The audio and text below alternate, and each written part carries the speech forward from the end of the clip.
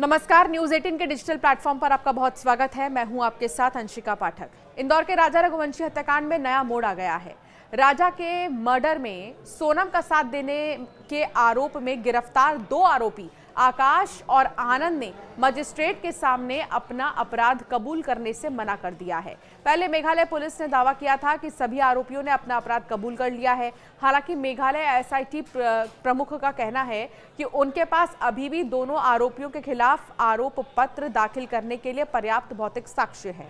अब सवाल ये भी है कि क्या अब सोनम बच जाएगी, क्योंकि आरोपी तो बयान से मुकर रहे हैं, लेकिन एसआईटी के बयान से ऐसा बिल्कुल भी नहीं लग रहा।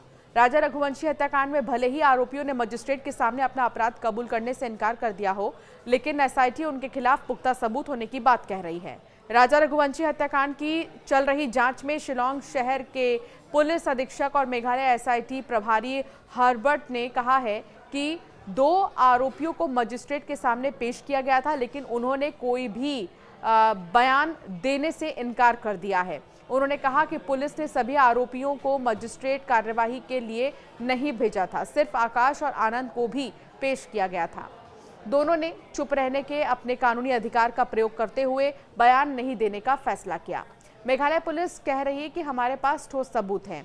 हर्बर्ट ने कहा है कि एसआईटी ने जांच की शुरुआत से ही पर्याप्त और ठोस जो प्रूफ्स हैं वो एकत्रित कर लिए हैं, जो मजबूत और स्वीकार्य हैं, जबकि पुलिस के सामने कबूलनामे अदालत में स्वीकार्य नहीं हैं। उन्होंने इस बात पर भी जोर दिया कि भौतिक साक्ष्य कानूनी प्रक्रिया में महत्वपूर्ण भूमिका निभाते हैं। हालांकि मजिस्ट्रेट के सामने दर्ज बयान ही कोर्ट में मान्य है।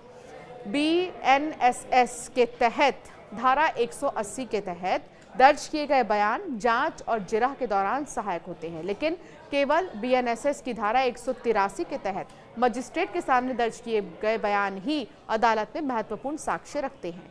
ये भी बता दें कि एसआईटी वर्तमान में चल रही जांच के हिस्से के रूप में फॉरेंसिक प्रयोगशाला की रिपोर्ट का इंतजार कर रही है। लगातार जांच जारी है, लगातार कई खुलासे हो रहे हैं।